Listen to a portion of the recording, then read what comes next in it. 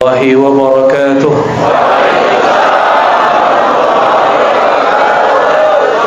الحمد لله الذي أبرزنا في آخر الزمان من أمة سيدنا محمد صلى الله عليه وسلم، والحمد لله الذي جعلنا ممن فرح بمولد نبينا محمد صلى الله عليه وسلم، والحمد لله الذي هدانا لهذا وما كنا لنهتدي لولا أن هدانا الله.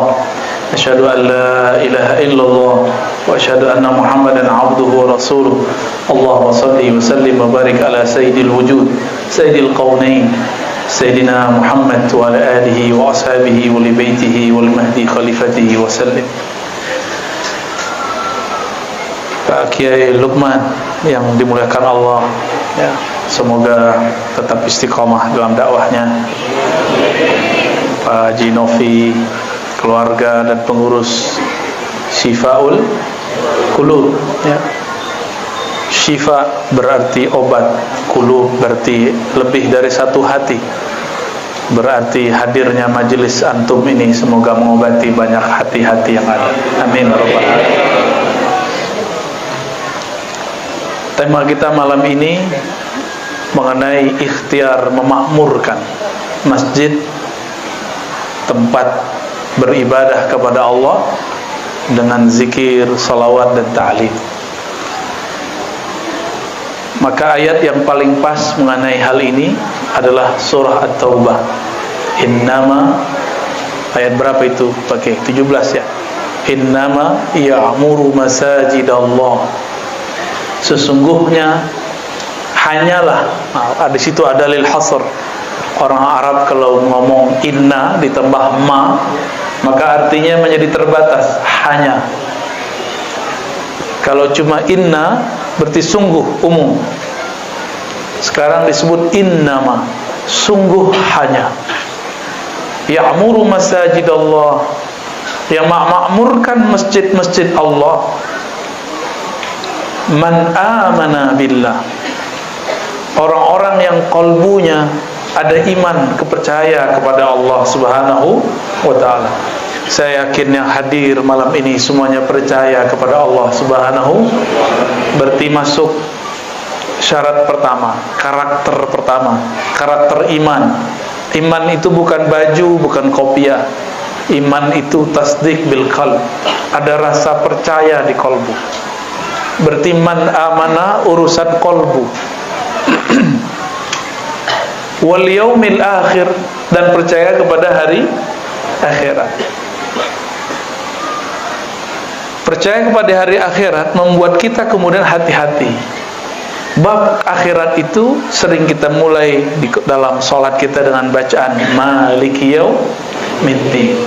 Orang-orang yang mengerti ayat ini, dia akan muncul rasa takut atas semua yang dia buat, yang dia makan, karena Allah lah pemilik hari akhirat. Dialah yang nanti menghisap setiap makan yang kita makan. Itu baju yang kita pakai itu ditanya semua, tuh lama pertanyaannya itu. Antum pakai jam ditanya, handphone ditanya, kopiah ditanya. Yang paling lama ditanya tuh handphone. Buka apa aja, baca apa aja, paling lama dibaca.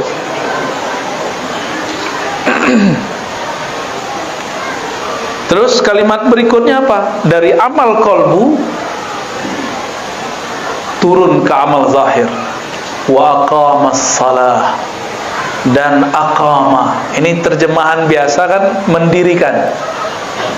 Orang kita ini kalau mendirikan terbayang sama dia bangunan, ya. Aqama itu berarti berusaha menyempurnakan sholat. Berarti dia belum merasa benar-benar sholat, baru berusaha. Kalau orang-orang yang merasa sudah sholat itu munafik. Hati-hati Pak, ibu-ibu yang baca sholawat mana orangnya? Oh, di luar. Itu cowok apa cewek? Ibu-ibu, mantap. Kalah bapak-bapak ini. Masa ibu-ibu bisa sholawat, bapak nggak bisa ya? Wa aqamas shalah. Ini belum, jarang orang memperbaiki terjemahan ini. Bukan memperbaiki, merevisi. Di zaman dulu aqama, mendirikan, orang faham. Tapi zaman sekarang mendirikan kok mirip dengan mendirikan masjid ya? Beda. Aqama, yakni al-kasbu, al-ikhtiyar, al-mujahadah, usaha fi itmamis salawat, untuk menyempurnakan salat. Makanya orang-orang ini tidak pernah merasa salatnya sudah sempurna, dan tidak pernah merasa dirinya sudah benar-benar salat. Karena yang merasa sudah salat itu wailun, fawailul lil musalli. Maka celakalah bagi orang yang merasa dirinya salat. Nah, hati-hati nih, sedikit saja, tipis sekali. Kita kalau sudah merasa salat, terus ada orang dengar cerita si fulan wali Allah, yang pertama kita perhatiin salat dia. Kalau kita nggak melihat secara kasat mata dia sholat, kita bilang masa wali begitu. Padahal belum tentu dia tidak sholat seperti yang kita lihat. Jadi tolong para kiai, para masyaikh, para tuanku, ya, tuan guru, buya-buya, nerjemahkan aqama itu yang benar. Aqama, berusaha menyempurnakan sholat. Berarti dia sadar sholatnya tidak sempurna. Yang tadi sholat isya, sholatnya sempurna nggak? Khusyuk nggak Pak? Khusyuk apa kusut? Jujur ya, jujur aja lah. Khusyuk apa kusut? Mulai dari awal takbir sampai assalamualaikum, berapa persen dengan Allah? Nabi dalam hadis Tabarani mengatakan di akhir zaman itu sebagian orang cuma dapat bagian sholatnya 10%, usyur 10, ada yang dapatnya 1/8, ya, ada yang dapatnya 1/20, ada yang 1/30, ada yang setengah, nggak dapat semua. Itulah makna ayat tadi. Tapi orang munafik merasa sholatnya diterima, merasa dirinya sholat. Maka nanti kalau pulang subuh-subuh tuh, itu ujian aqamas salah. Subuh-subuh kita keluar ke masjid, pas balik dari masjid kita lihat, kok tetanggaku belum bangun ya? Munafik kayaknya. Terbersit rasa sok suci, lalu mengatakan tetanggaku munafik. Kan ada hadis, 2 sholat yang berat bagi orang-orang munafik, al-isya wa subuh, isya dan subuh. Tetanggaku munafik. Berarti dia udah merasa sholat. Ini gawat itu. Hati-hati Pak ya. Di tahun-tahun sebelumnya cuma karena beda coblosan itu bisa nggak nyolatin sholat orang kalau mati. Ini gawat itu. Itu berbahaya sekali. Di mana ulama-ulama Ahlus Sunnah saat itu? Bingung saya itu. Saya bingung melihatnya. Tapi mereka pada takut dibentak jamaah, takut diturunin dari mimbar oleh jamaah. Ya salam. Saya mau tanya sama antum, ada nggak di kitab fikih nyoblos? Ada nggak di Quran beda partai, beda pilihan, beda iman? Nggak boleh disolatin, ada nggak? Menyedihkan sekali. Kemana ulama-ulama Ahlus Sunnah kita? Semuanya termakan hoax. Yang dulu hoax itu pernah diperlakukan kepada para sahabat Rasulullah, sehingga Sayyidatuna Aisyah perang dengan Sayyidina Ali, Sayyidina Ali perang dengan Sayyidina Muawiyah. Sahabat perang karena hoax. Mau nanti diulang lagi 2023, 2024? Beneran? Mau janji? Nih, coba ingat-ingat kata ini, saya ulang-ulang dimanapun sekarang. Beda politik bukan beda iman. Coba diulangi. Ya. Kenapa? Karena dalam ajaran Ahlus Sunnah, coba buka semua ayat, semua hadis, semua kitab-kitab Ahlus Sunnah, tidak ada di situ syarat Ahlus Sunnah itu coblosannya sama, partainya sama, nggak ada. Aisyah masih Ahlus Sunnah nggak ketika berperang dengan Ali? Ali masih Ahlus Sunnah nggak ketika perang dengan Muawiyah? Yang nggak Ahlus Sunnah itu yang mengkafirkan mereka semua, namanya Khawarij. Antum yang mana? Yang ngafir-ngafirkan? Jangan ulangi kesalahan itu. Untung orang Indonesia adem-adem, nggak emosional seperti di sana. Dan untung di negeri ini tidak bebas pegang senjata. Di Yaman semua orang boleh pegang senjata, udah kayak bawa sendok aja, biasa bawa. Di Mesir boleh. Alhamdulillah di negeri kita dibatasi itu, dan ini nikmat besar dari Allah Subhanahu wa taala. Wa aqamas shalah, mereka berusaha menyempurnakan salat. Kapan sempurna salat kita? Kapan sempurnanya? Anta'budallah ka'annaka tarah. Engkau ibadah, menyembahnya seakan-akan melihatnya. Jika tidak, yakinilah bahwa dia melihatmu. Ada yang bisa lihat Allah? Berarti yang lihat Allah siapa? Allah juga. Maka anta'budallah itu engkau menyembahnya seakan melihatnya. Engkau melihatnya dengan pandangannya. Jadi siapa yang memandang? Allah juga yang memandang. Karena la tudrikul absar wa huwa yudrikul absar. Allah itu tidak dapat dicapai oleh pandangan orang yang memandang, tapi pandangannya meliputi semua pandangan. Kalau Allah pinjamkan pandangannya itu, sifat basarnya kepada kita, baru kita bisa melihat Allah Subhanahu wa ta'ala.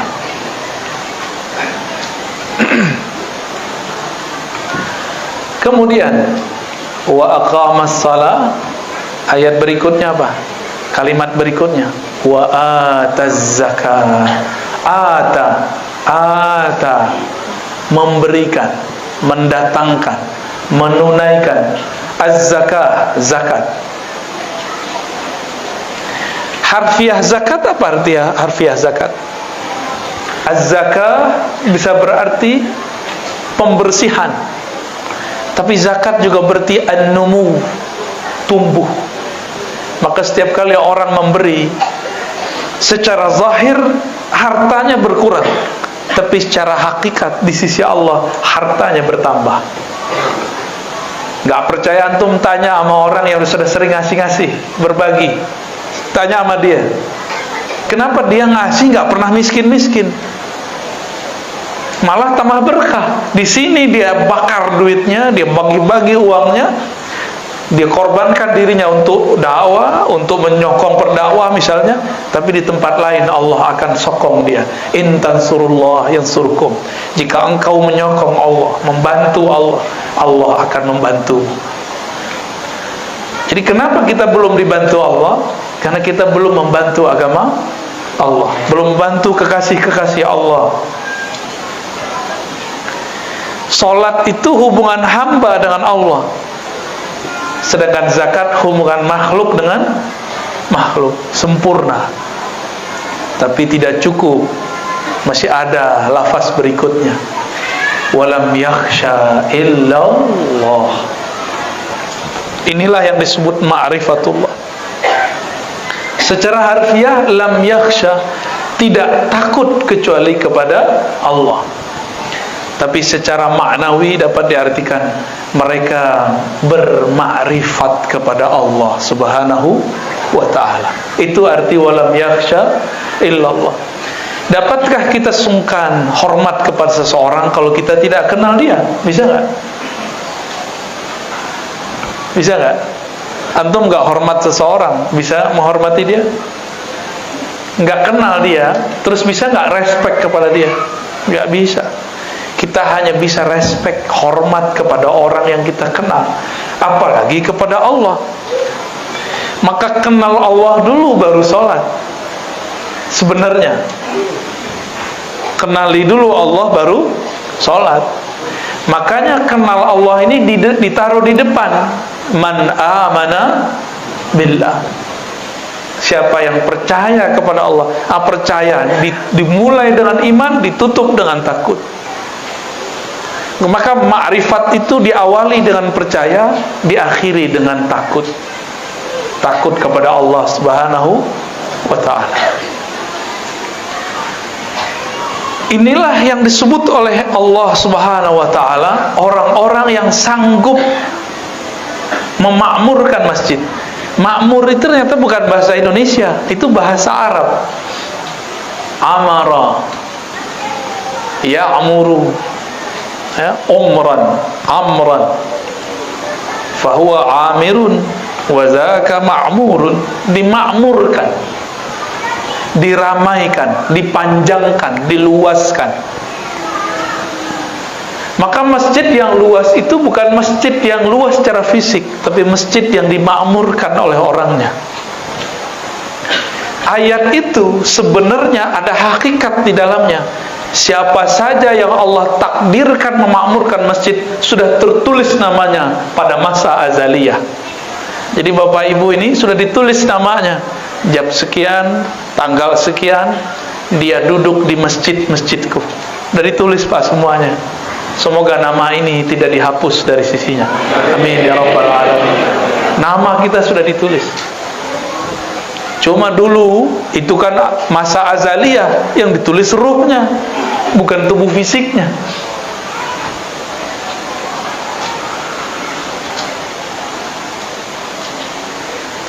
Dalam sebuah hadis Imam Tirmidzi disebutkan bahwa Nabi SAW, kata Abu Sa'id Al-Khudri, bersabda, man i'tada, ya, atau man yata'ahada, ada dua versi riwayat, ilal masjid idza ra'aitumur rajul yata'ahad bil masjid fashhadu lahu bil iman. Jika engkau menyaksikan seseorang yata'ahad, dia terikat oleh masjid, terpikat oleh masjid. Oleh Al-Imam Al-Mubarakfuri, yata'ahad diartikan dua hal: memakmurkannya dan berkhidmah di dalamnya. Nih kalau nggak bisa khidmah besar, ada sampah, ambil, masukin. Al-Imam Al-Bukhari, Imam Salafus Saleh, pengarang Sahih Bukhari, itu imam hebat. Dia kalau jalan, tangan sama kakinya dicium sama Imam Muslim.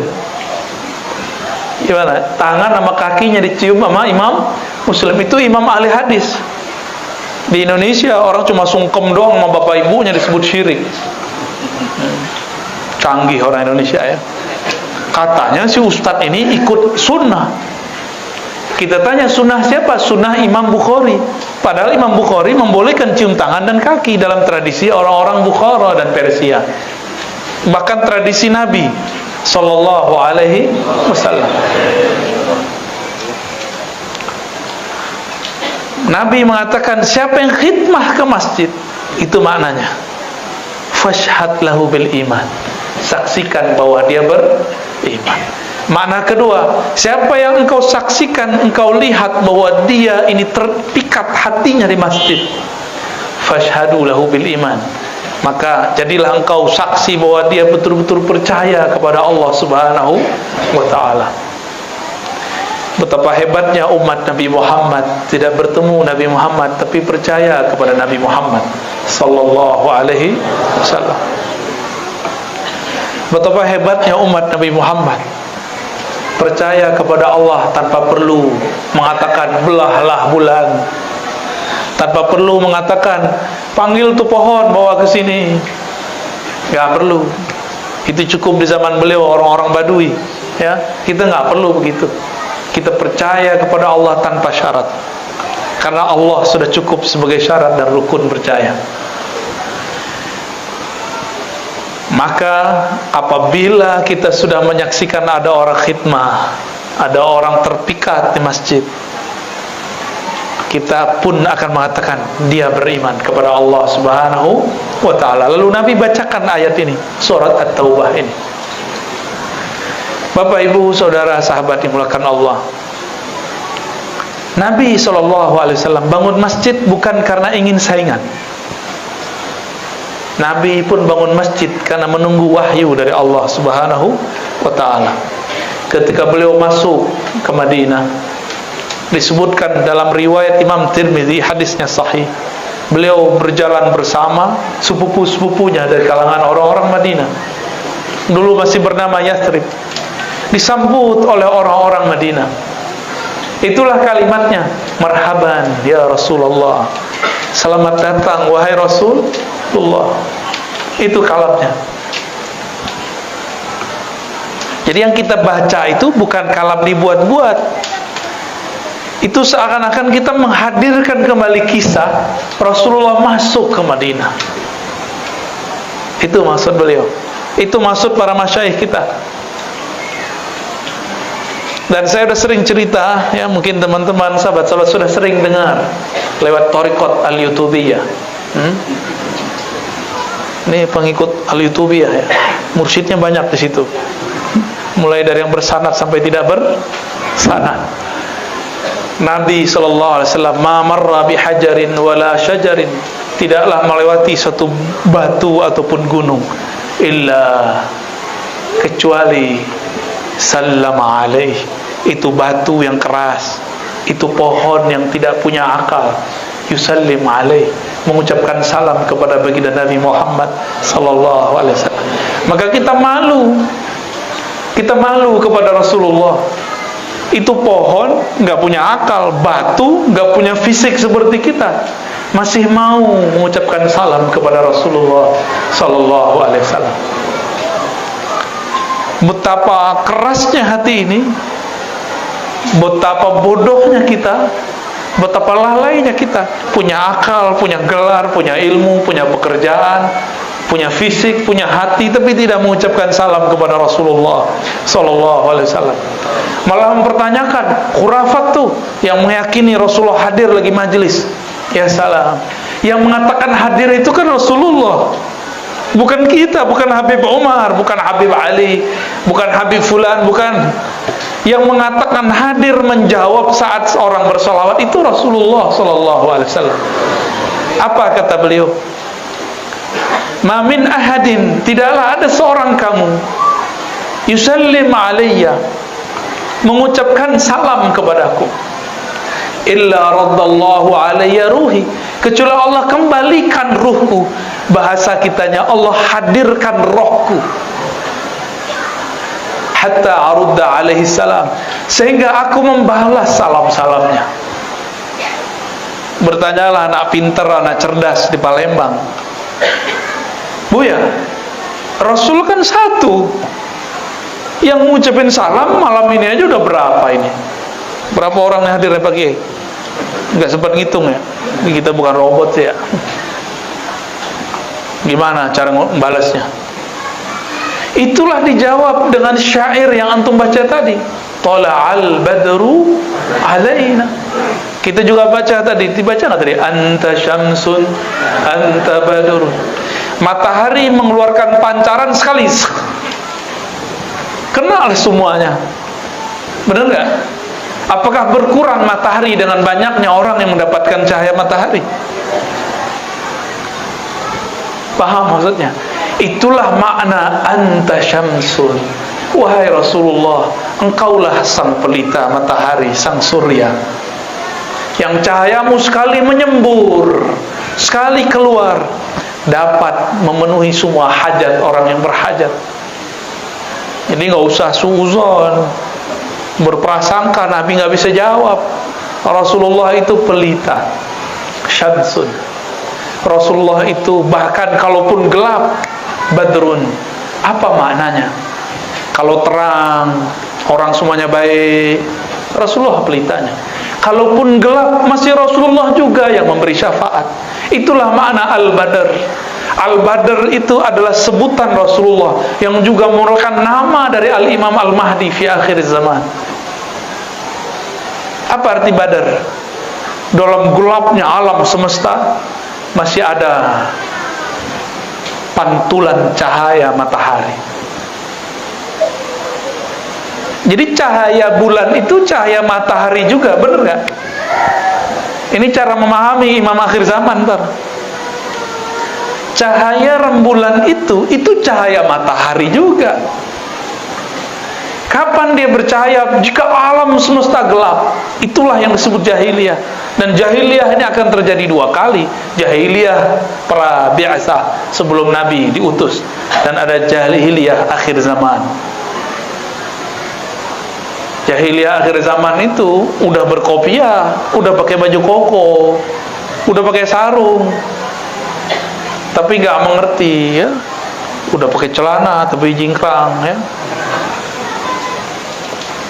Udah berjenggot, udah semua, tapi dia nggak ngerti juga bagaimana cara berkoneksi kepada Rasulullah Sallallahu Alaihi Wasallam.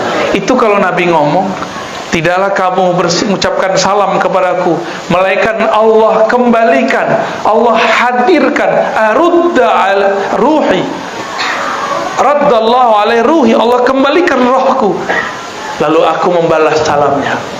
Masih kurang yakin nama hadis ini hadis Imam Abu Dawud, seperguruan dengan Imam Bukhari, menulis kitab judulnya Sunan Abi Dawud. Hadisnya sahih. Kalau Nabi ngomong, antum percaya nggak? Kalau antum nggak percaya Habib Umar, boleh, nggak apa-apa. Habib manusia. Sekarang yang ngomong Rasul, percaya nggak? Bahwa beliau hadir kalau orang mengucapkan salam. Tapi di kolbu yang tidak gelap, di kolbu yang mau menerima Syamsun dan Badrun, kolbu yang tidak menutup kolbunya dari cahaya pelita ataupun pantulan pelita Al-Badar.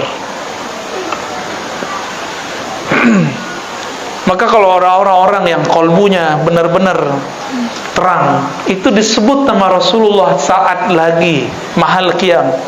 Sebenarnya dia nggak tahan untuk menahan kerinduan kepada Rasulullah Sallallahu Alaihi Wasallam.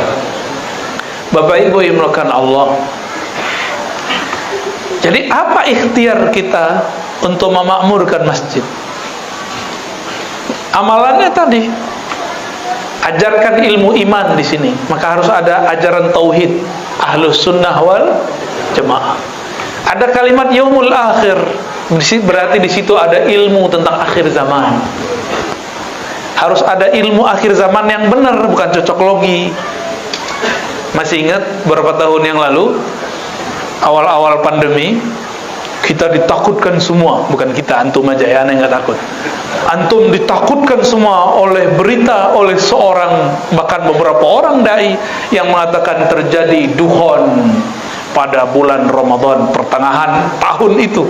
Bener, pada ketakutannya sampai ke sini. Betul-betul antum nih suka hoax, ya. Hoax aja ditelan, ya. Dan itu nggak minta maaf loh. Revisi semalam sebelumnya, terus bilang, oh enggak, hadisnya dhaif, tapi dia mengatakan siap-siap beli pangan. Akhirnya terjadilah panic buying. Istilahnya benar nggak begitu? Buying panic apa? Orang panik beli, habislah beras di beberapa tempat. Dikira mau kiamat, ya salam. Nggak ada minta ampun kepada Allah, tidak ada minta maaf kepada Rasulullah, tidak ada minta maaf kepada umat Rasulullah SAW. Ini kan yang nyebarin kekacauan di tengah umat namanya. Kalau di surat An-Nur berbahaya itu orang-orang yang menyebarkan antasyi'al fitnah, ya, yang menyebarkan fitnah di antara orang-orang beriman. Nggak ada kata maaf. Pernah dengar nggak? Ada dengar nggak? Jangan-jangan udah kena hoax baru lagi antum. Ada hoax baru lagi. Di akhir zaman Nabi suruh kalau terjadi huru-hara di mana-mana, maka pergilah ke dalam hutan. Maka dia sekarang buat perumahan akhir zaman di tengah bukit, di tengah hutan. Nabi nyuruh sendiri-sendiri masuk hutan. Ini buat perumahan akhir. Namanya rame-rame ya? PA nggak tuh? Gimana?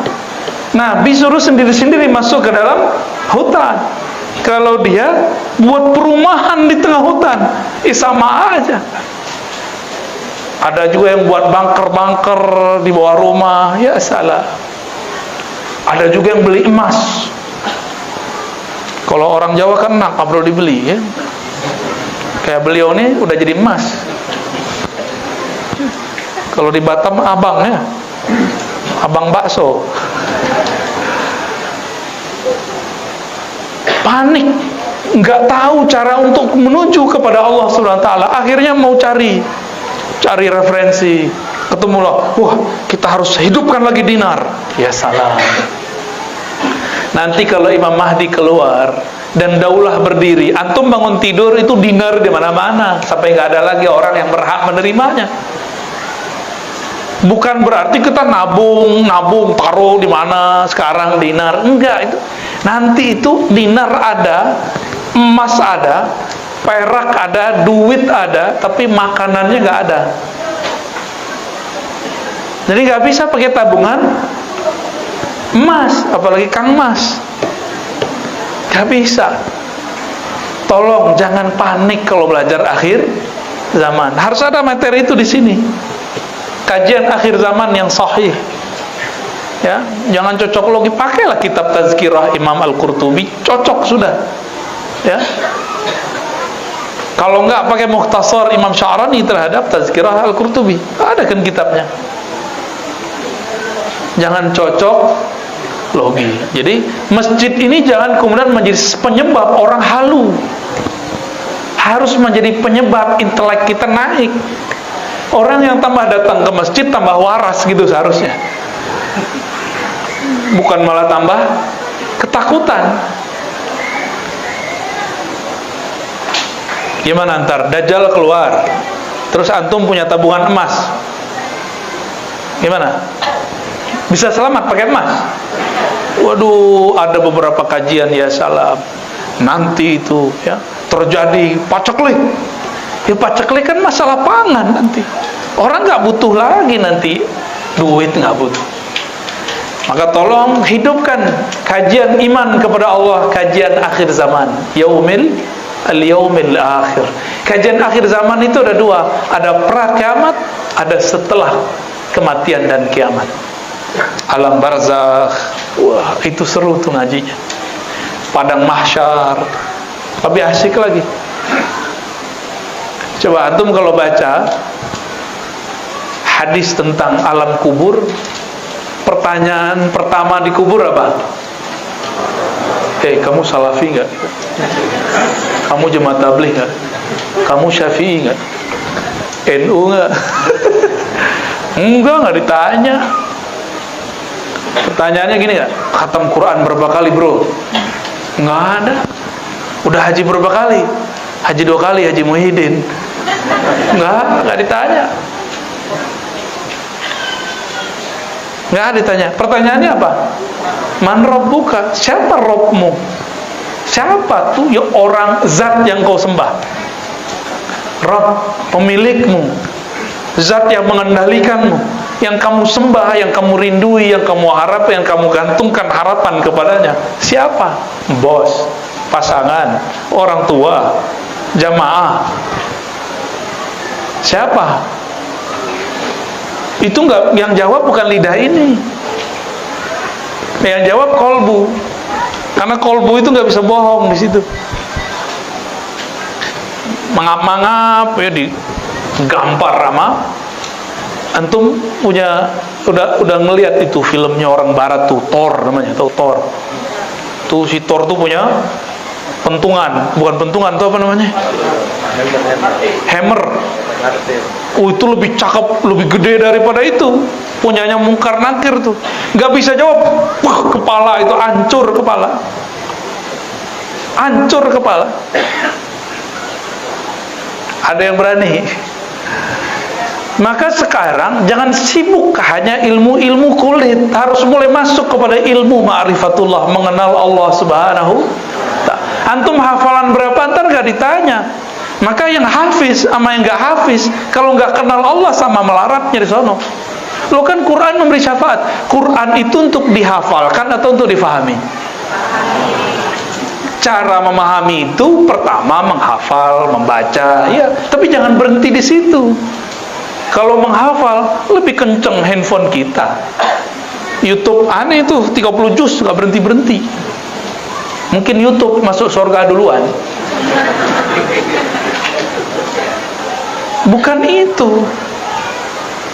Quran itu bukan untuk sekedar hafalan, tapi untuk peringatan gitu. Jadi jangan senang dulu anak kita sudah hafal sekian. Lihat dulu akhlaknya. Lihat dulu akhlaknya. Ya, banyak sekarang ya, ada yang nantang-nantang anak-anak ribat ya, santri-santri ribat. Sebenarnya nantang saya. Kata dia, gua hafal 30 juz, berani coba. Ya salah, dia sombong pakai hafalannya. Ya, berani coba sama saya. Kata dia itu, saya hafal 30 juz. Ya salah. Apakah begitu Rasulullah mengajarkan orang hafal Quran? Baru baca 30 juz udah berani nantang-nantang debat ya. Ditanya apa yang ente hafal, bisa jawab nggak?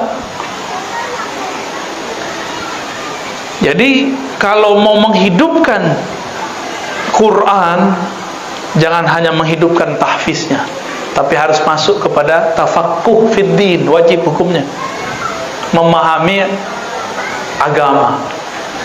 Adakah perintah di dalam Al-Quran menghafalkan tanpa memahami? Ada nggak? Nggak ada. Yang ada tafaqquh. Tafaqquh itu menghafal masuk di dalamnya, belajar masuk di dalamnya. Ditolong para masyayikh, para kiai, hidupkan tahfiz plus tafaqquh fiddin. Jadikan itu jargon. Karena pembeda tentara Dajjal dengan tentara Al-Mahdi di akhir zaman cuma tafaqquh. Paham atau tidak, cuma itu aja bedanya. Sama-sama hafal soalnya. Dulu sudah berhasil bunuh Sayyidina Ali. Sama-sama hafiz Quran. Sayyidina Ali hafiz Quran, yang bunuh hafiz Quran. Gimana tuh? Ya. Udah jam 9 pakai. Wa aqamas shalah wa ataz zakah. Itu ada ilmu di situ, ilmu syariat dan hakikat. Mau sholat begitu-gitu aja, nggak mau kan? Supaya sholat enak kita bertorikoh, supaya sholat diterima oleh Allah kita berhakikah. Bertorikoh itu cari metode supaya khusyuk. Dulu yang ngajarkan kita sholat itu cuma mengajarkan cara zahir, bener nggak? Waktu kecil diajarin cara zahir nggak? Kolbunya udah diajarin belum? Kalau tubuh ini wajib sholat, sebenarnya yang sholat tubuh ini atau yang di dalam ini? Ya, yang disebut aku wajah tuh, aku hadapkan diriku kepada pencipta langit dan bumi. Itu tubuh ini atau energi ruh yang ada di dalam tubuh ini. Maka wajib belajar ilmu mengenai siapa diri ini sebenarnya.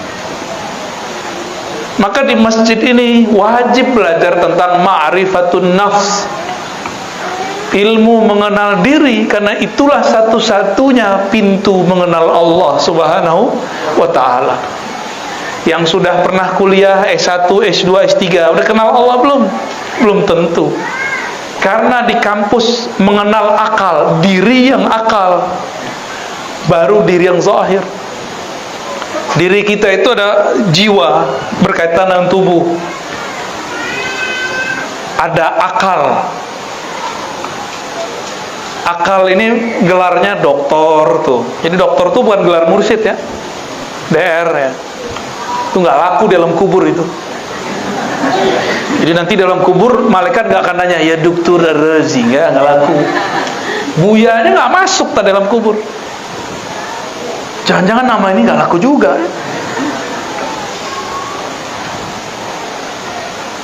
Jadi yang sudah beryuforia dengan gelar-gelar akademiknya, gelar-gelar keagamaannya, tunggu dulu, itu nggak laku masuk ke alam kubur. Lakunya cuma di jamaah antum. Dokter lakunya di kampus.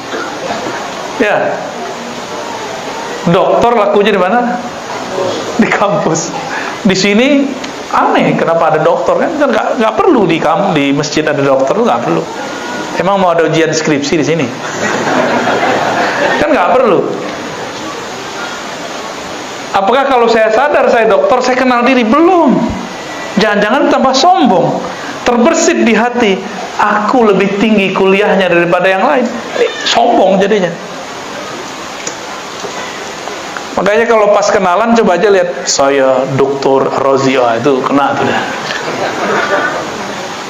Kena udah. Saya Kiai, saya Buya, ya salam. Kalau Bapak Ibu lain, saya Pak Haji, Pak Haji Muhyiddin. Itu sholatnya protes tuh. Gue sholat 5 kali nggak disebut-sebut gitu.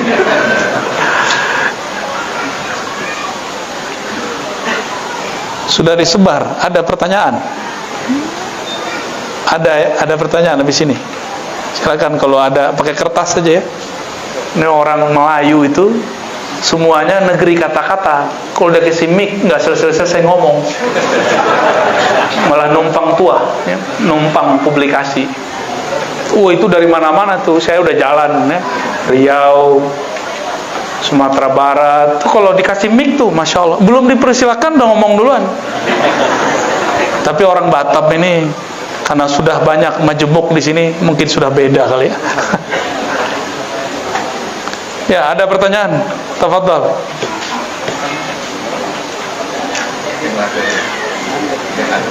Oke, kertasnya di bawah sini ya. Oke. Assalamualaikum Buya, tanya cie. Kurang magok.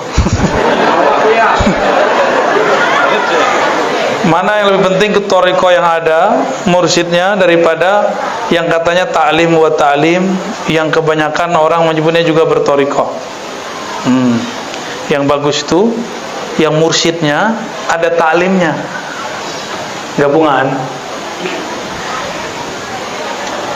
Kalau berthariqah itu cuma zikir, wiridan, ijazahan, iblis lebih hebat dari kita. Karena iblis punya wirid, semua wirid ahli langit. Jadi setan itu, iblis itu dulu namanya, pangkatnya itu Azazil. Dia bertugas sebagai penjaga surga. Maka orang-orang penduduk langit, malaikat-malaikat itu kaget, kok ada makhluk yang zikirnya bisa menyebut semua zikir-zikir dari langit pertama sampai langit ketujuh. Ini rahasia. Kitab-kitab zikir yang ditulis oleh para ulama itu Allah izinkan ruhnya masuk ke alam langit, disebut malakut. Makanya turun, ruhnya turun, fisiknya di sini, turun jadi hizib, turun jadi ratib. Karena nggak boleh orang buat zikir sendiri. Dia itu ngambil zikir dari sana. Semuanya sumbernya dari Rasulullah SAW. Maka Nabi SAW mengatakan, zikir yang sering dibaca oleh makhluk di langit, Subhana zil izzati wal jabarut, ada Subun kudus Rabbuna Rabbul malaikati war ruh, Subhana rabbil azim wa bihamdi. Itu semua zikir-zikir alam malakut, dari langit pertama sampai langit kesekian. Ini rahasia Allah itu. Itu iblis udah ngelewatin semua. Antum kalau cuma belajar zikir, sombong nanti. Terus merasa orang kalau belajar zikir itu nanti sakti loh. Serius. Sakti aja tuh. Airnya jadi obat. Bisa jalan di atas air. Kadang-kadang bisa terbang tanpa sayap. Baru sekali doang terbang udah belagu amat. Burung tiap hari terbang gak pernah belagu.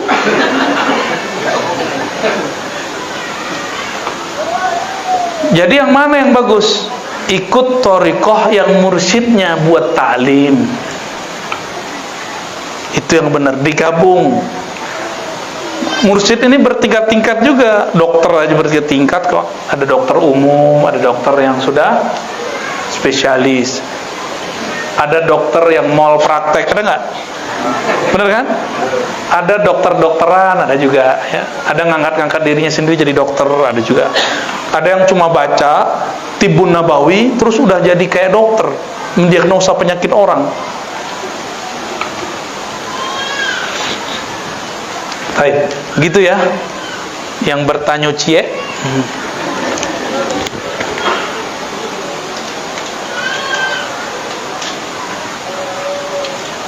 Batam Center, Pak Zamzami. Ini yang punya air zam-zam kali ya. Pertanyaan, nafas kita yang turun naik, wah, naik turun tangga maksudnya. Hati yang berkata-kata dalam diri kita, apa dan siapakah mereka? Hantu kali. Bagus pertanyaannya. Nafas yang menghirup, naik, keluar, turun. Ada yang nafasnya ke atas, maka disebut turun. Jadi nggak salah pertanyaannya, ya. Yang nafas itu betul paru-paru secara zahir, lewat hidung secara zahir. Tapi siapa yang membuat dia bisa ngembang, ngempis? Jantung berdenyut, memompahkan darah. Siapa yang gerakin? Saya debat panas selama dokter. Ibu-ibu, bu, dok, itu yang gerakin jantung kamu siapa? Gerak motorik. Ya, gerak motorik itu apa? Ya, namanya gerak motorik. Ya, berarti kamu taklid juga. Taklid kepada penemu istilah gerak motorik. Gerak motorik itu dalam bahasa kita disebut ruh. Apa sebutannya? Ruh. Getaran itulah yang kemudian membuat ada gerakan-gerakan di dalam tubuh ini. Kalau ruh ini Pak ditiup oleh Allah, hembusannya. Ruh itu hembusan Allah, bukan zat Allah ya. Jangan salah paham. Ada yang mursyid salah paham sama saya. Dikira ruh itu dia pakai ibarat rokok dipotong dua. Oh, kamu meyakini ruh itu potong dua ya? Separuh Allah, separuh kamu. Loh, itu dalil rokok, gak ada dalilnya. Kalau di Quran surat Sajadah, surat Shad, surah Al-Hijr, nafakhtu fihi min ruhi. Aku hembuskan ruhku, hembusanku. Aku tiupkan hembusanku, bukan zatku. Tapi hembusan itu bersumber dari zatnya. Karena sengaja Allah Subhanahu wa taala menitipkan itu ke dalam diri ini. Faja'alnahu sami'an basira, karena hembusan itu manusia dapat mendengar. Jadi yang mendengar itu si ruh tadi. Yang melihat itu ruh tadi. Sayangnya ruh ini tidak diberi kesempatan melihat lebih luas. Dia cuma diberikan kesempatan melihat pakai mata. Para ruh itu bisa memandang tanpa mata ini. Bapak Ibu kalau tidur bisa ngelihat sesuatu nggak? Waktu mimpi bisa ngelihat sesuatu mimpi. Matanya kebuka atau ketutup? Kok bisa ngelihat sesuatu? Khayal? Bukan. Itu asli. Bahwa kita punya alam lain di dalam diri kita ini. Kalau lagi dikejar anjing, si guguk dalam mimpi, lari nggak? Itu nyata berarti. Dalam mimpi ditinggal kekasih, nangis nggak? Maluluang.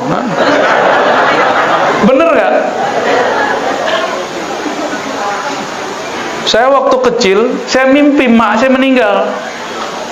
Tapi meninggalnya baru 2 tahunan sebelumnya. Kebetulan kita ada keluarga sebenarnya di sini, cuma nggak pernah ketemu ya. Insya Allah ketemu nanti, insya Allah.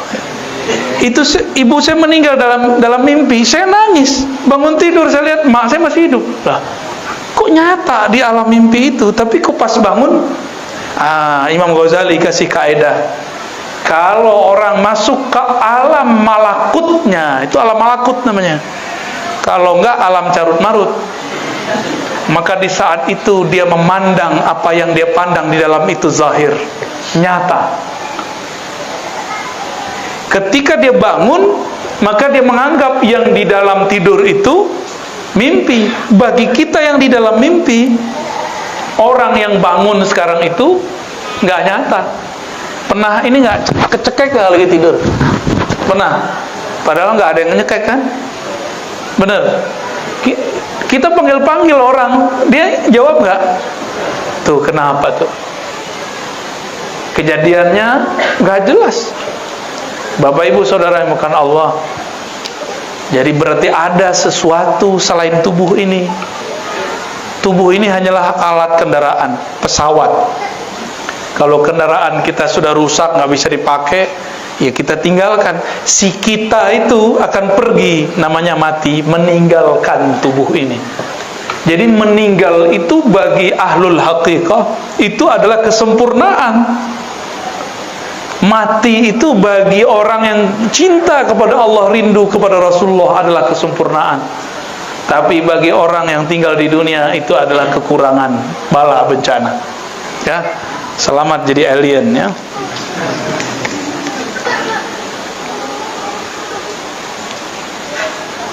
Ana pribadi belum mengetahui pengajian ma'rifat. Apa langkah usaha ana agar bisa mempelajarinya dengan sungguh-sungguh? Mohon petunjuk. Kalau mau jadi dokter, kemana? Ke dukun. Kemana kalau mau jadi dokter?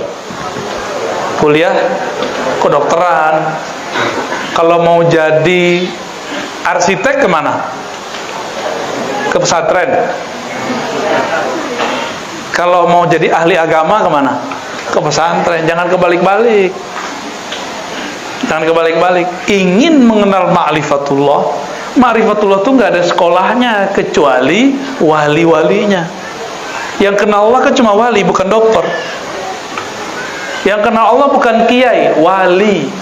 Wali itulah yang disebut al-ulama warasatul anbiya. Ulama itu kalau terjemahan bebasnya keluarga para nabi. Pewaris itu keluarga bukan? Maka ulama itu adalah keluarganya para nabi. Selamat kalau jadi ulama. Nabi itu di dalam dirinya ada nubuat. Nubuat itu artinya ma'rifatullah fi qalbih. Ma'rifat Allah dalam kalbunya. Maka sebelum Nabi Muhammad, siapa saja yang kenal Allah, dia Nabi.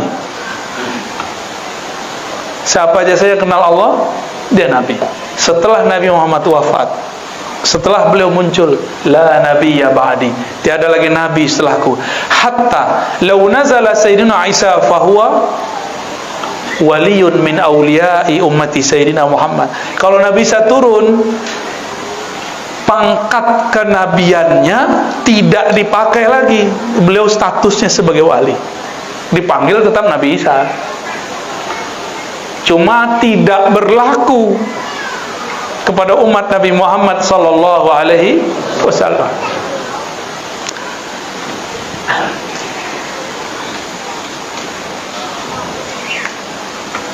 Amin doanya ya.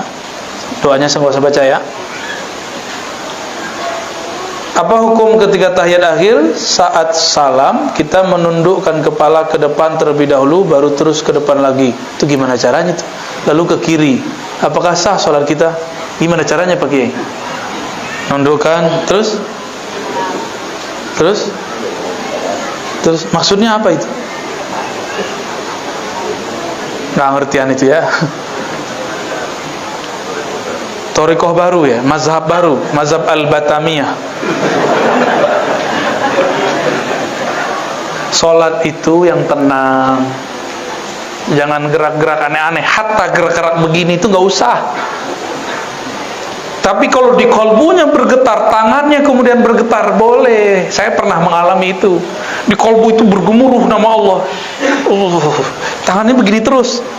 Itulah hadisnya. Nabi ketika saat tasyahud bergetar tangannya, yuharrikuha. Tapi di hadis yang lain, la yuharrikuha, tidak menggerakkannya. Maka kita gabung hadisnya sama-sama riwayat Imam Nasai. Bergetar karena kolbunya bergetar, diam karena kolbunya tenang. Itu ahwal. Kok dibuat-buat begini? Litordi syayatin, untuk tort, apa arti tort? Ngusir setan. Lah itu malah ngundang setan. Coba antum kalau gini-gini, ada di samping, mata ngelirik nggak? Pasti. Anda sedang diuji ya.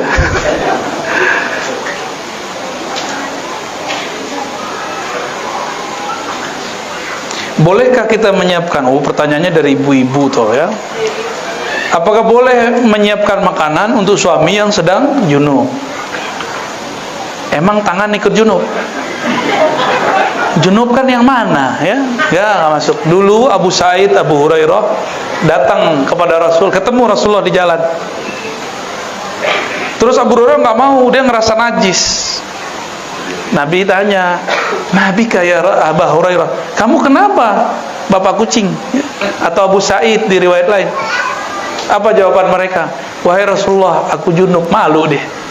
Kan ketahuan kan, wah belum mandi nih, belum mandi nih. Apa kata Rasulullah? Yang junub kan bukan tanganmu. Meskipun demikian, tetap dia nggak mau, dia merasa nggak pantas kepada Rasul. Tapi kalau untuk suami boleh lah ya. Cuma kalau saya nggak mau makan minum lagi junub, nggak mau aja. Saya mandi dulu. Susah amat sih mandi. Ya, dingin kan udah ada penghangat air. Mandi ya. Jangan tidur lagi junub kecuali wudu. Bersih-bersih dulu badannya, baru wudu tidur. Itu boleh. Namun lebih afdol mandi. Ya, ibu-ibu nih biasa paling malas tuh. Malas karena rambutnya panjang. Gara-gara antum juga nih. Nyuruh istrinya rambut panjang, tapi nggak tanggung jawab. Jadi ibu-ibu boleh nggak mandi, tapi berwudu, bersih-bersih dulu wudu. Maka tidurnya dalam keadaan wudu. Dan iktikad baik mau. Kenapa? Seandainya mati dalam keadaan junub, malangnya sungguh malang. Keafdolnya kalau dalam mazhab hakikat itu wajib mandi sebelum tidur. Pernah nggak ketiduran lagi junub? Hobi ya. Aduh, wajah-wajah ketiduran lagi junub semua nih. Mimpi buruk atau mimpi baik? Kebanyakan. Kenapa? Nggak pakai baju lagi kan? Ya, iblis pak yang dekatin. Malaikat itu walaupun nggak ada nafsu tapi pemalu. Jadi malaikat itu nggak mau noleh, dia cuma denger aja pakai telinganya kan. Serius pak, ini serius ini obrolan malaikat ini. Mau malaikatnya nggak datang ke kamar kita. Kalau mau pakai selimut, malaikatnya jagain, bukan nonton dia nggak butuh deh, nggak ada dia nonton bokep tuh nggak perlu dia. Bagaimana cara berzikir yang efektif yang bisa mengobati penyakit hati? Ini sama pertanyaannya, bagaimana cara berobat sebanyak itu obat di toko obat? Siapa yang ngerti dosis obat? Dokter. Siapa yang ngerti obat kolbu? Mursyid. Atau penggantinya mursyid. Atau wakilnya mursyid, itu ngerti. Yang dapat ijazah dari gurunya yang mengerti ilmu kolbu. Saya mau tanya, dokter bisa sakit nggak? Sama, mursyid juga bisa berpenyakit kolbunya, tapi Allah memberikan dia perangkat untuk membersihkan kolbunya. Paham di situ? Terjawab? Jadi jangan coba-coba sendiri. Tal mau praktek tuh mau praktek. Coba antum nih datang ke apotek, nih habis dapat wangsit. Macam-macam lah namanya. Dosis 3 kali sehari, buat sendiri. 3 hari hancur ginjalnya. Orang yang coba-coba zikir dengan metode sendiri tanpa diwariskan dari ulama yang bersanad, siap-siap hancur kolbunya, hancur akalnya. Jadi mungkin miring-miring dikit tuh wajar tuh ya. Nggak ada orang belajar zikir dari guru mulia bersanad dan dia patuh, digila tuh nggak ada. Saya dari umur 12 tahun sudah berthariqah. Saya nggak ketemu orang gila kecuali dia mengamalkan zikir di luar zikir gurunya. Gurunya udah bilang, nah jangan pakai ilmu itu, dipakai juga sama dia. Ilmu melet orang gitu. Milet ikan kan boleh, melet ini masalahnya. Ilmu zikir-zikir silat-silat kebatinan, silat-silat iblis. Ada silat iblis. Ciri-cirinya menghina Allah dan Rasulnya, nulis Allah pakai kaki. Langkahnya tuh nulis nama Muhammad, katanya silat wali. Mana ada silat wali begitu? Dan itu dinisbatkan ke ulama di Sumatera Barat, Syekh Abdurrahman Kumango namanya.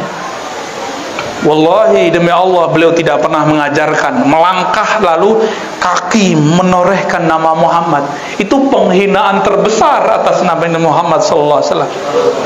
Bukan begitu silat beliau. Ya, diamalin sama kawan kita, ya nggak jelas dia. Akhirnya jadi pemarah, emosinya berlebihan. Kalau marah udah nggak kayak orang. Gak kayak orang, marah udah berubah dia. Orang kalau kebuka mata batinnya kelihatan kayak guguk, kelihatan kayak ular. Ya apa aja ngambil dia kan, ngambil karakter dia. Nauzubillah min dzalik. Hati-hati, hati-hati.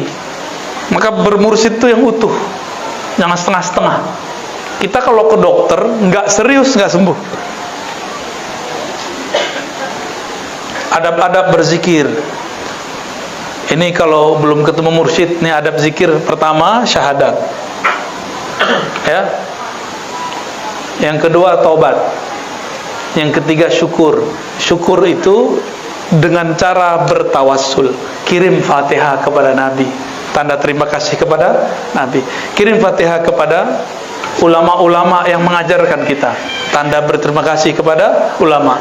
Man lam yashkurin nas lam yashkurillah, kata Rasulullah. Siapa yang tidak berterima kasih kepada manusia, maka tidak berterima kasih kepada Allah. Manusia yang paling berjasa mengenalkan kita kepada Allah siapa? Rasulullah SAW. Maka beliau paling berhak dapat salawat, paling berhak dapat Fatihah. Lalu baca salawat. Setelah itu zikirlah, subhanallah, alhamdulillah, Allahu akbar, terserah. Zikir yang pernah dipelajari. Ya, zikir-zikir umum aja dulu. Kalau kita sakit, nggak berani ke dokter, belinya sakit pala nih. Biasanya beli obat sakit pala kan, yang dijual di umum kan. Boleh nggak? Boleh. Zikir subhanallah, alhamdulillah, wala ilaha illallah itu zikir umum. Ada di mana aja ada. Ya, yang itu boleh dipakai tanpa guru, tanpa mursyid. Oke, cukup. Masih ada lagi? Panen nih orang Batam nih. Baru kali ini saya jawab sebanyak ini nih. Dalam ma'rifat ilmu, apakah syariat, maksudnya apa? Dalam ma'rifat ilmu, apakah syariat tarekat itu berdiri sendiri? Wah, ini udah dijawab tadi ya, di MUI. Silakan dilihat video MUI tadi. Ada videonya? Ada.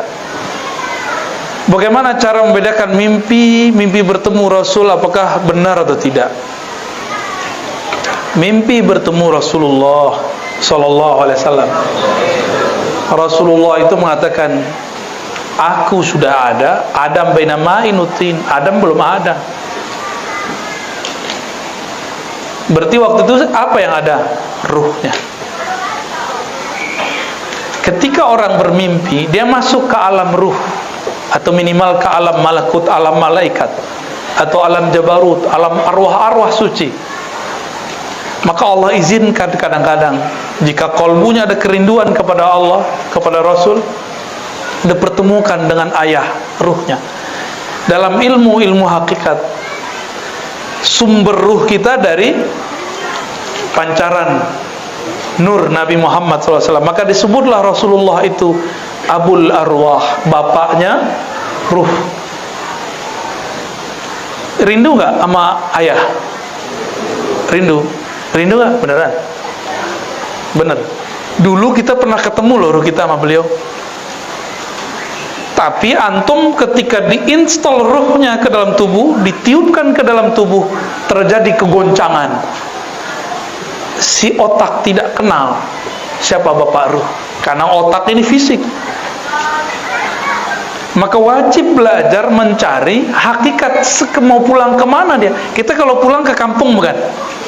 Kampung ruh kita di mana? Kalau kampung Pak Kiai Lukman, Jawa mana Pak Kiai? Jepara, Jawa Tengah. Kampung antum mana? Waduh, Jawa juga, Jawa Timur. Jawa Timur. Ente kampung Sibolga. Kampung Kampar, Batu Sangkar. Ini mana kampung? Jakarta. Lah orang ke Jakarta dia ke sini. Ini kampungnya mana nih? Nggak jelas deh. Rindu nggak pulang kampung? Kalau ada yang bayarin tiket pulang pergi gratis, mau nggak? Mau? Dasar matre.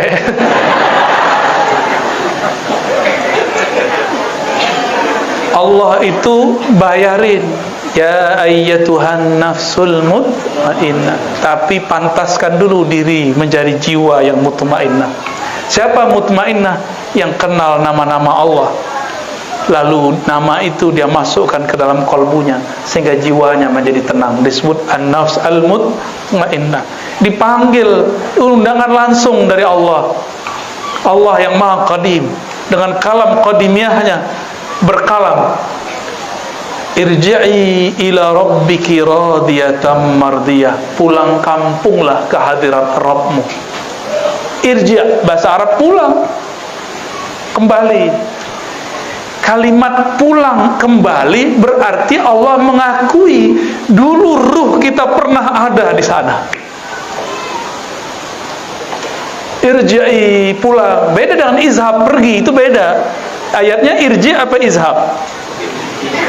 Irji'. Kata mak kita, nak pulanglah ke rumah, ya. Mak saya udah gak ada lagi yang begitu, ya, udah wafat beliau. Rindu saya beliau ngomong begitu. Pulanglah nak, walaupun sehari. Itu ibu yang ngomong. Nangis kita kalau ingat.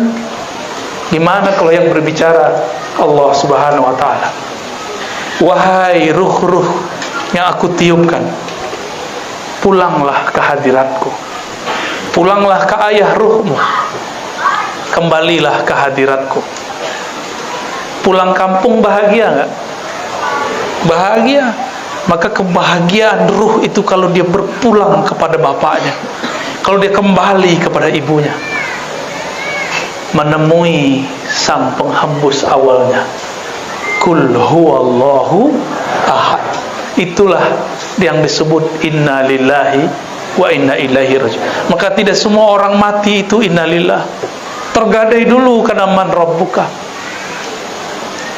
Beruntunglah orang yang waktu di dunia kenal Allah, dia cari peta pulang kampung, bahkan dia memantaskan dirinya dengan izin Allah, mendapatkan undangan dari Allah menjadi an-nafs al-mutmainnah. Ini baru COVID udah klusak-klusuk, baru PHK udah mau bunuh-bunuh orang, baru cerai dan mau bunuh diri, baru patah hati, belum jelas juga mau jadi laki bebini, udah mau bunuh diri. Ya salah, gaji nggak naik-naik, stres, gimana mau jadi mutmainnah? Kedepan kita nggak tahu apa yang terjadi. Coba ikrarkan di kolbu dari sekarang, Robku, penciptaku, tempat aku berharap cuma Engkau ya Allah, nggak ada yang lain, bukan duit. Maka kalau duit berkurang, nggak berkurang harap kepada Allah. Sakit, sehat, senang, susah, itu bukan Tuhan kita. Tuhan kita cuma Allah subhanahu wa ta'ala. Bapak ibu yang dimuliakan Allah, nih masih terus lagi nih, ada pertanyaan lagi nih. Waduh, eman gak dibaca ya. Ini surat cinta ini.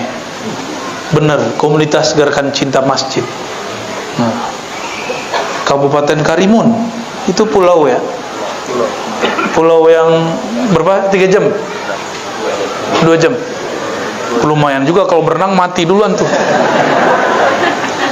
Izin bertanya, bagaimana strategi menyatukan visi misi golongan muda dengan golongan tua dalam memakmurkan masjid? Silaturahim. Jangan debat. Anak muda tuh harga yang tua. Yang tua tuh kasih kesempatan pada yang muda. Coba nih, Pak Kiai walaupun masih pakai handphone, bisa nggak ngurus-ngurus beginian? Nyambungin ke YouTube, ke Facebook, ribet nggak? Ribet. Biar mereka yang ngurus. Jangan kita nggak percaya sama anak muda.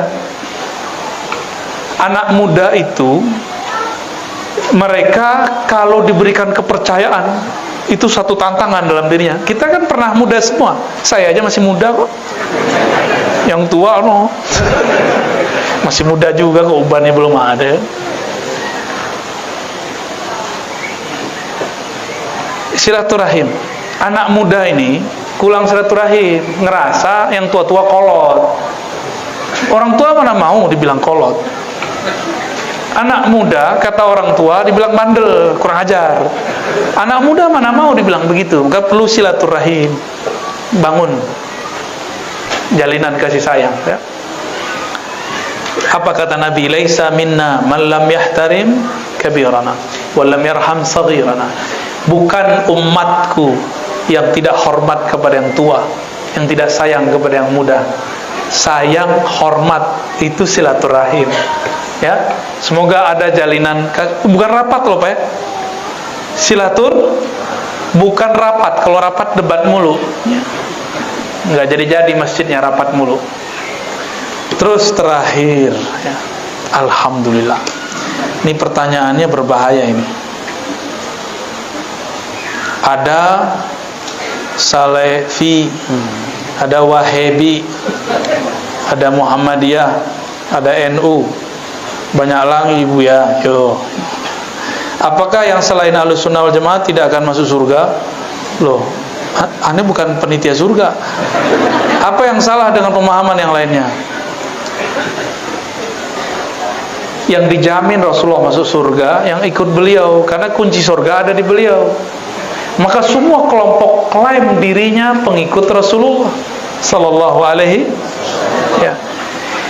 Saya udah sering menyampaikan, kalau banyak orang ngaku keturunan Raja Ali Haji, buktiinnya pakai apa? Pakai baju. Nih lihat nih baju saya, di baju sultan nih. Ya. Pakai apa tuh kopiah yang Kepulauan Melayu itu apa namanya? Tanjak. Apa, nanjak gunung. Pakai tanja, jalan-jalan di pasar, di masjid. Saya keturunan Raja Haji. Ditanya orang, mana buktinya? Nih, pakai tanja. Nih, lihat nih, sarung saya. Lihat nih. Emang begitu caranya? Enggak. Sama, mau ngaku pengikut Rasulullah bukan dengan celana jingkrang. Gak cukup. Antum bagus sudah celana jingkrang. Buktikan pemahaman celana jingkrangnya dari Rasul. Buktiin aja. Pakai sarung. Nih, pakai sarung tuh NU apa Nabi? Hah? Kalau pakai celana katanya Muhammadiyah.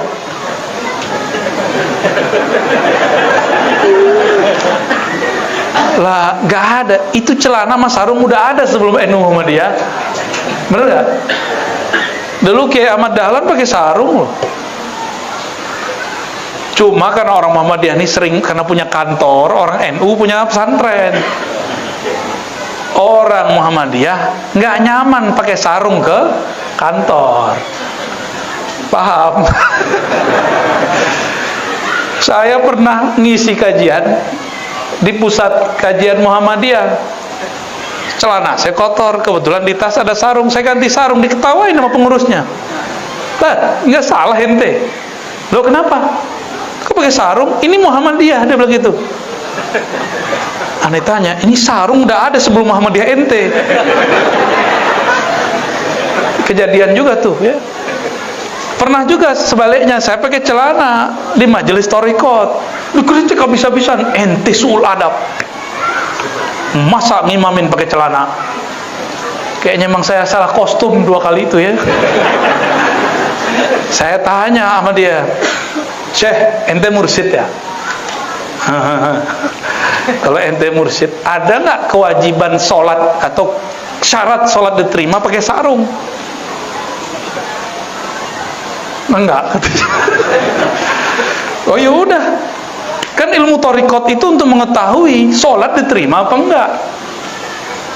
Saya mau nanya, adakah ajaran dauh para masyaikh dulu, talim-talim mereka yang mengatakan sholat kalau mau terima pakai sarung? Yang ada sholat kalau mau diterima tutup aurat, benar nggak? Sah namanya. Diterima nanti kolbunya urusannya.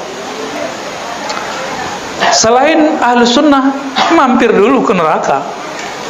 Nah, masalahnya orang yang sudah ngaku NU, Muhammadiyah, Salafi, benarkah mereka ini Ahlus Sunnah? Tinggal cek sanadnya ada nggak, nasabnya ada nggak. ngaku habaib tapi nggak punya nasab, bisa nggak? Modal hidung mancung, dia nih mancung lumayan, tahu-tahu Batak. Ya. Orang Batak tuh seneng loh disebut Batak. Ya, tapi kalau di beberapa kampung Batak loh itu ngejek tuh. Ya, padahal Batak itu keren. Ya. Horas, bah. Ya. Kira-kira seperti itu ya. Punyakah sanad? Dan ternyata kita baru saja mengkaji di MUI tadi, ternyata ulama MUI-nya tawadu ya, alhamdulillah. Mau dengerin saya yang masih bodoh ini, masih kecil, mereka kan tua-tua semua tuh. Ya, mau dengerin kita yang masih bocah kecil, alhamdulillah. Ya, kita berbagi. Dan saya sampaikan bahwa pembuktian klaim itu nggak cukup dengan berbaju, berpakaian, cukup itu dengan nasab. Ini sekarang nih terakhir, ini teman saya yang hidung mancung nih, kita kasih dia serban, kita kasih dia gamis, kasih tongkat, Habib. Jadi Habib langsung nggak dia dengan baju begitu? Tanya dulu, fam ente apa? Ada nggak namanya di Robito Alawiyah? Ya? Kalau nggak ada, itu namanya Habiban, Mbeb panggilannya. Ada orang ngaku dengan sarungnya bahwa dia ahlus sunnah. Ada yang ngaku dengan celana jingkrangnya dia ahlus sunnah. Sama, buktiin aja sanadnya dari mana. Ini ada di kitab bahwa kalau berpakaian terus jingkrang. Itu kitab, sanad memahami kitabnya mana, itu yang kita maksud, bukan nomor kitabnya. Jadi bedakan dalil dengan sanad memahami dalil, itu dua hal yang berbeda. Dan Imam Ibnul Mubarak mengatakan al-isnad minad-din, berguru bersanad itu separuh agama. Jadi yang hijrah, perhatikan guru kita siapa, jangan ikut-ikutan.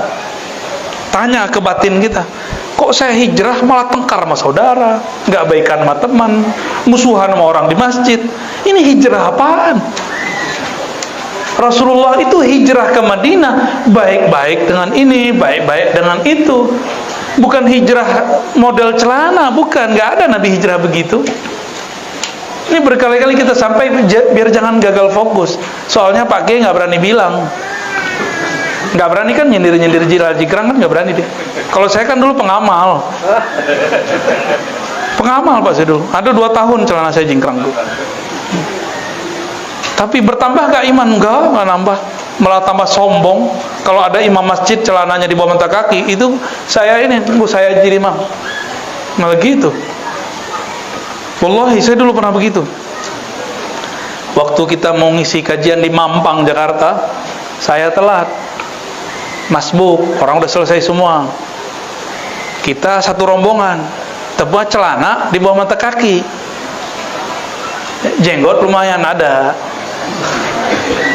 jenggot, tapi nggak cukup. Saya pakai kopiah, tiba-tiba ada yang nyelonong dari tempat wudhu, celananya jingkrang, nggak pakai kopiah, jenggotnya lumayan, tapi panjangan saya. Dia merasa, komat.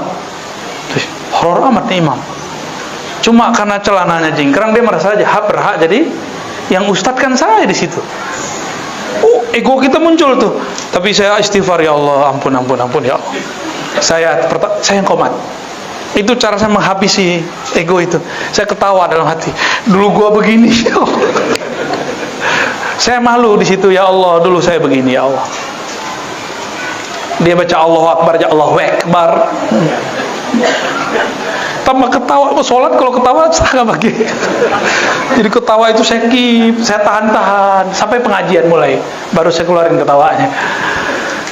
Bapak Ibu yang bukan Allah, semoga kajian ini diridai oleh Allah.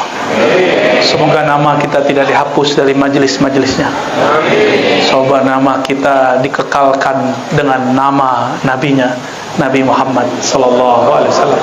Allahumma bihaqqi sayyidina Muhammad. Ya Allah, dengan hak kemuliaan Nabi Muhammad, maka muliakan kami yang hina ini, ya Allah.